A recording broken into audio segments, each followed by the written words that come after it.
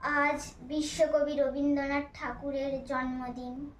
1268 খ্রিস্টাব্দের 25শে বৈশাখ তিনি জন্মগ্রহণ করেন এক ঠাকুর পরিবারে।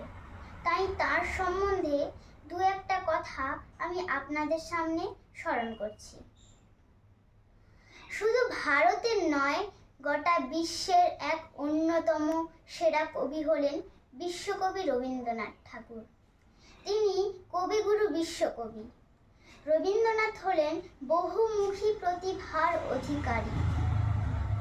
তার পিতার নাম দেবেন্দ্রনাথ ঠাকুর এবং মাতার নাম সারদা দেবী। রবীন্দ্রনাথ প্রথমে ওরিয়েন্টাল সেমিনারি স্কুলে, তারপর নর্মাল স্কুলে ভর্তি হন। কিন্তু স্কুলের গণ্ডিবদ্ধ জীবন তার ভালো লাগেনি। তাই বাড়িতে গৃহশিক্ষকের অধীনে নানান বিষয়ে পড়ে তিনি শিক্ষা লাভ করেন। 17 বছর বয়সে বিলাত যান।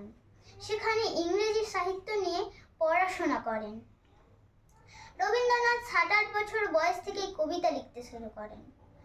অজস্র কবিতা, নাটক, গীতিনাটক, গল্প, প্রবন্ধ, উপন্যাস, ভ্রমণ কাহিনী ইত্যাদি তিনি লিখেছেন। তার লেখা প্রধান কয়েকটি কাব্যগুলি হল সোনার তরী, বলাকা, পূরবী, চিত্রা, গীতাঞ্জলি। তার লেখা নাটক বিসর্জন, ডাকঘর, রক্তকরবী। উপন্যাসগুলি হল চোখের বালি, গোরা, ঘরে বাইরে।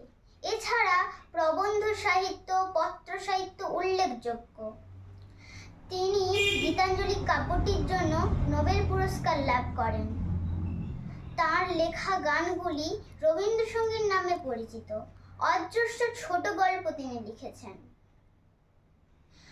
রবীন্দ্রনাথ শুধু কবি বা সাহিত্যিক ছিলেন না, তিনি ছিলেন প্রকৃত স্বদেশ প্রেমিক।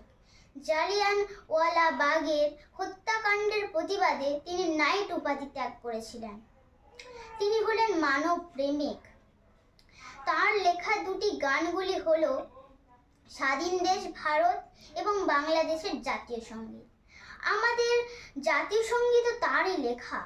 তার এই অসাধারণ শক্তির পরিচয় পাওয়া যায় বোলপুরে শ্রীনিকেতন ও শান্তিনিকেতন প্রতিষ্ঠায়।